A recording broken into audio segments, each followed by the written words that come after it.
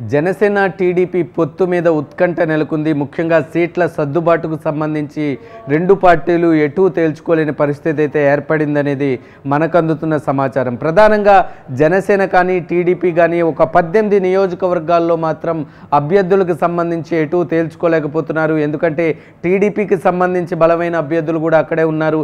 ఎన్నో ఏళ్లుగా పార్టీకి సర్వీస్ చేస్తున్న అభ్యర్థులు ఉన్నారు. మరొక వైపు జనసేన నుంచి కూడా అదే స్థాయిలో అభ్యర్థులు పోటీ పడుతున్న పరిస్థితి అయితే కనిపిస్తుంది. ఈ 18 స్థానాల్లో ఇటువైపు టీడీపీ కావచ్చు, అటువైపు జనసేన కావచ్చు, ఏ అభ్యర్థిని కూడా డ్రాప్ చేయలేని పరిస్థితి అయితే కనిపిస్తుంది. మరొక వైపు పొత్తులో ఉన్న నేపథ్యంలో ఇందులో ఎవరు త్యాగాలు చేయాల్సి వస్తుంది అనే అంశానికి సంబంధించి రెండు పార్టీల్లో కూడా ఉత్కంఠ నెలకొందనే మనం చెప్పుకోవాలి. మొదటి జాబితాకు సంబంధించి మరొక 2 రోజుల్లో ఒక క్లారిటీ వచ్చే అవకాశాలు కనిపిస్తున్నాయి. రెండు పార్టీలో ఉన్న అగ్రనేతలు ఇద్దరు కూడా మొదటి జాబితాకు సంబంధించిన కసరత్తు తుది దశకు తీసుకొచ్చినట్టుగా కూడా సమాచారం అందుతుంది. మన వద్ద ఉన్న ఎనాలిసిస్ ప్రకారం ఒకసారి చూద్దాం. మొత్తం జనసేన కానీ టీడీపీ కానీ దాదాపుగా 18 స్థానాల్లో అయితే బలమైన అభ్యర్థులు ఉన్నారు. ఈ 18 స్థానాల్లో కూడా ఏ అభ్యర్థిని కూడా స్కిప్ చేయలేని పరిస్థితి అయితే కనిపిస్తుంది. ప్రధానంగా మనం చూసుకుంటే తెనాలి నియోజకవర్గానికి వస్తే మనం తెనాలిలో జనసేన నుంచి నాదెండ్ల మనోహర్ ఉన్నారు. ఎందుకంటే జనసేన పార్టీలో నాదెండ్ల మనోహర్ నెంబర్ 2గా కొనసాగుతున్న పరిస్థితి మనకు తెలుసు. అయితే నాదెండ్ల మనోహర్ జనసేన పార్టీ నుంచి బరిలో ఉన్న నేపథ్యం అయితే కనిపిస్తుంది. అదేవిధంగా టీడీపీ పార్టీకి వస్తే మనం ఆలపాటి రాజా టీడీపీ నుంచి బరిలో ఉన్నారు. ఆలపాటి రాజా గత కొద్ది రోజులుగా గత కొన్నేళ్లుగా అక్కడే సర్వీస్ చేస్తూ ఉన్నారు. పార్టీని నమ్ముకునే ఉన్నారు. సీనియర్ టీడీపీ నేతగా ఉన్నారు. అయితే ఈ సీనియర్ టీడీపీ నేతకి పొత్తులో భాగంగా ఈ సీటుని టీడీపీ వదులుకోవటానికి రెడీగా ఉంటుందా అనే దాని మీద ఉత్కంఠ అయితే నెలకొందని మనం చెప్పుకోవాలి. మరొక వైపు పిఠాపురం స్థానానికి సంబంధించి కూడా ఇదే ఉత్కంఠ కొనసాగుతుంది. టీడీపీ నుంచి వర్మ బరిలో ఉన్నారు. మరొక వైపు జనసేన పార్టీ నుంచి ఉదయ్ శ్రీనివాస్ లేదా ముద్రగడ ఉన్నారు. మనం ముద్రగడ నుంచి ప్రధానంగా మాట్లాడుకోవాలి.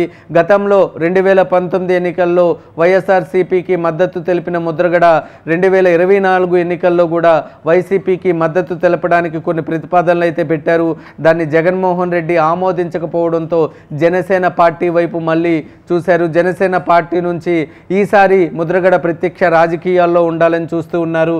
అందులో భాగంగా పిఠాపురం నుంచి ముద్రగడ పోటీ చేసే అవకాశాలు ఉన్నాయి. ఒకవేళ జనసేన పార్టీ నుంచి ముద్రగడ బరిలో ఉంటే ముద్రగడకి టీడీపీ ఈ స్థానం అనేది త్యాగం చేస్తుందా లేదా అనేది అయితే ఉత్కంఠ నెలకొంది. మరొక వైపు మనం చూసుకుంటే రాజానగరం దగ్గరకు వద్దాం. రాజానగరంలో కూడా టీడీపీ నుంచి బలమైన సీనియర్ నేతే బరిలో ఉన్నారు.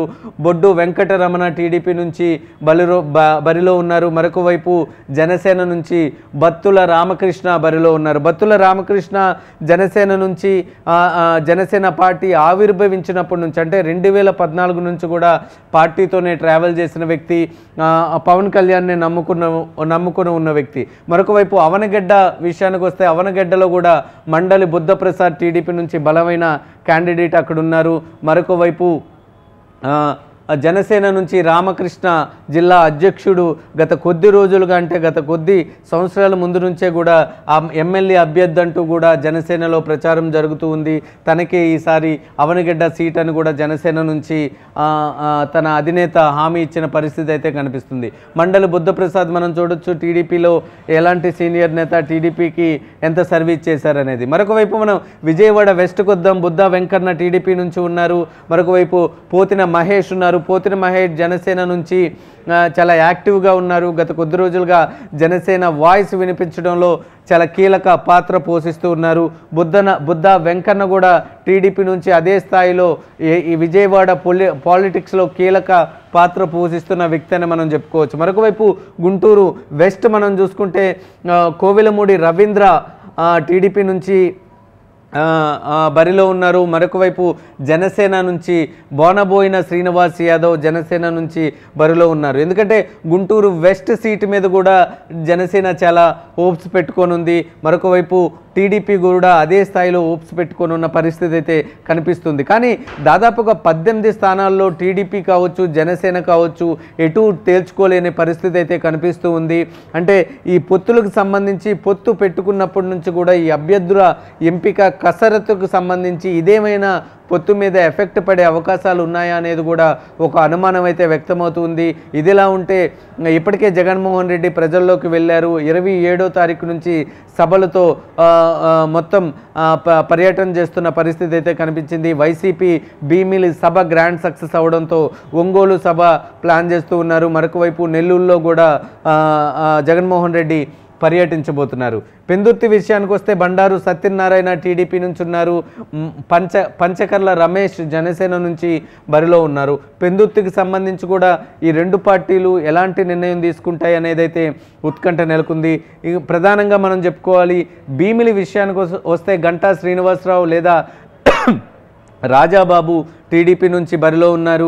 మరొక వైపు జనసేన నుంచి సందీప్ అనే పర్సన్ బరిలో ఉన్నారు. ఈ భీమిలి నియోజకవర్గానికి సంబంధించి కూడా టీడీపీ జనసేనకి కేటాయిస్తుందా లేదా జనసేన టీడీపీకి ఈ సీటుని కేటాయిస్తుందా అనే దాని మీద ఉత్కంఠ అయితే నెలకొంది. ముఖ్యంగా నెల్లిమర్ల విషయానికి వద్దాం. బంగారాజు టీడీపీ నుంచి బరిలో ఉన్నారు.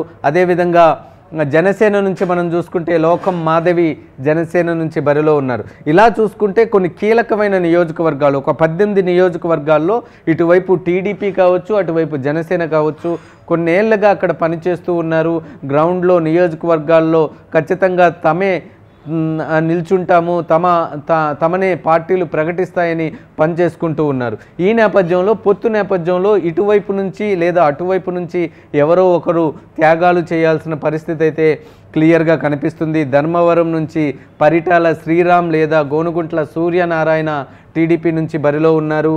జనసేన నుంచి మధుసూదన్ రెడ్డి బరిలో ఉన్నారు. ఎందుకంటే పరిటాల శ్రీరామ్ ఈసారి బరిలో ఉన్నారు. ఈ సీటుని ధర్మవరం నుంచి జనసేన వదులుకుంటుందా లేదా అనే దాని మీద ఉత్కంఠ అయితే నెలకొంది. ఇక చీరాల విషయానికి వద్దాం. చీరాల్లో కూడా కొండయ్య యాదవ్ టీడీపీ నుంచి ఉన్నారు. ఆమంచి స్వాములు జనసేన నుంచి ఉన్నారు. కాకినాడ వద్దాం. కాకినాడ చాలా కీలకంగా మనం చెప్పుకోవాలి. ఇటువైపు రెండు పార్టీలకు కూడా చాలా స్ట్రాంగ్ హోల్డ్ ఉంది. ఒకవైపు టీడీపీకి కావచ్చు, మరొక వైపు జనసేనకు కావచ్చు. చాలా గట్టి పట్టున్న ప్రాంతంగా మనం చెప్పుకోవచ్చు. కాపు ఓట్ బ్యాంక్ పూర్తిగా ప్రభావితం చేసే ప్రాంతంగా మనం చెప్పుకోవచ్చు. ఈ కాకినాడ నుంచి కొండా బాబు టీడీపీ నుంచి ఉన్నారు. ముత్తా శశిధర్ జనసేన పార్టీ నుంచి ఉన్నారు. ముఖ్యంగా ఇద్దరు కాపు నేతలే. ఈ కాపు నేతలే ఇక్కడ ఉన్నారు. కాకినాడని జనసేనకి టీడీపీ కేటాయిస్తుందా లేదా అనే దాని మీద కూడా ఉత్కంఠ ఉంది. ఇకపోతే జనసేన బలంగా ఉన్న ప్రాంతాలు తూర్పుగోదావరిలో అమలాపురం విషయానికి వద్దాం. అమలాపురంలో కూడా అమలాపురం నియోజకవర్గంలో ఆనందరావు టీడీపీ నుంచి బరిలో ఉన్నారు. జనసేన నుంచి రాజాబాబు బరిలో ఉన్నారు. అంటే ఈ అమలాపురం సీటుని టీడీపీ జనసేనకు కేటాయిస్తుందా లేదా అనేది కూడా ఉత్కంఠగా మారిందనే చెప్పుకోవాలి. ఎందుకంటే అమలాపురంలో జనసేనకి చాలా స్ట్రాంగ్ హోల్డ్ ఉంది. టీడీపీ కన్నా అక్కడ జనసేన పవన్ కళ్యాణ్ చాలా ప్రభావితం చేయగలుగుతారనేది ఖచ్చితంగా మనం చెప్పొచ్చు. నరసాపురం విషయానికి వస్తే బండారు మాధవ నాయుడు టీడీపీ నుంచి బరిలో ఉన్నారు. జనసేన నుంచి బొమ్మిడి నాయికర్ జనసేన నుంచి బరిలో ఉన్నారు. నరసరావుపేట విషయానికి వస్తే నల్లపాటి రాము టీడీపీ నుంచి ఉన్నారు. శోభని జనసేన నుంచి బరిలో ఉన్న పరిస్థితి అయితే కనిపిస్తూ ఉంది. మరొక వైపు రాజమండ్రి రూరల్కి వద్దాం మనం. ఇక్కడ రాజమండ్రి రూరల్లో గోరంట్ల బుచ్చయ్య చౌదరి టీడీపీలో సీనియర్ నేతగా ఉన్నారు.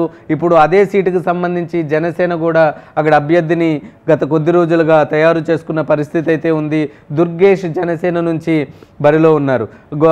బుచ్చయ్య చౌదరి మనం తెలుసు టీడీపీలో చాలా సీనియర్ మోస్ట్ లీడర్. అలాంటి బుచ్చయ్య చౌదరి సీటును కూడా టీడీపీ త్యాగం చేసుకోవడానికి సిద్ధమవుతుందా లేదా అనేది చూడాలి. తణుకు విషయానికి వస్తే రాధాకృష్ణ టీడీపీ నుంచి బరిలో ఉన్నారు.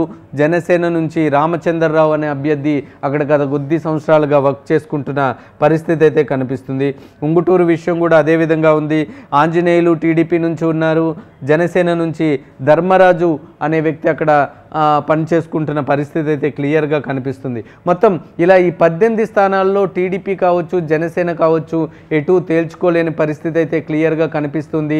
ముఖ్యంగా సీట్ల సర్దుబాటుకు సంబంధించి ఇరు పార్టీ నేతలు కూడా కసరత్తు చేస్తూ ఉన్నారు. ముఖ్యంగా చంద్రబాబు నాయుడు ఇక్కడే ఉన్నారు, పవన్ కళ్యాణ్ కూడా హైదరాబాద్లోనే ఉన్నారు. ఇద్దరు నేతలు కూడా తమ పార్టీ నేతలతో సమావేశాలు ఏర్పాటు చేసుకుంటూ ఉన్నారు. మరొక 1-2 రోజుల్లో సీట్లకు సంబంధించి ఉమ్మడిగా ఒక జాబితా విడుదలయ్యే అవకాశాలు కనిపిస్తూ ఉన్నాయి. ప్రధానంగా రెండు పార్టీలు ఒకటే ఆలోచిస్తూ ఉన్నాయి. సీట్ల సర్దుబాటు అంశం పొత్తు మీద ఎటువంటి ప్రభావితం చూపకుండా ఉండే విధంగా జాగ్రత్తలు తీసుకోవాలనే ఆలోచనలో ఉన్నారు. పొత్తుకు సంబంధించి ఏవైనా నెగిటివ్ ప్రచారం జరిగినట్లయితే అది ఖచ్చితంగా అధికార పార్టీకి ప్లస్ అయ్యే అవకాశాలు ఉన్న నేపథ్యంలో పొత్తు అంశంలో చాలా ఆచితూచి ముందుకెళ్లాలని ఇద్దరు నేతలు కూడా భావిస్తున్నట్టుగా తెలుస్తూ ఉంది. గత కొద్ది రోజుల క్రితం ఒక చిన్న డిస్టర్బెన్స్ వచ్చినప్పటికీ కూడా ఇద్దరు నేతలు కూడా మళ్ళీ మాట్లాడుకొని ఒకే తాటి మీదకి వచ్చే ప్రయత్నం అయితే చేస్తూ ఉన్నారు. 1-2 రోజుల్లో ఉమ్మడిగా ఒక జాబితా అయితే విడుదలయ్యే అవకాశాలు కనిపిస్తూ ఉన్నాయి.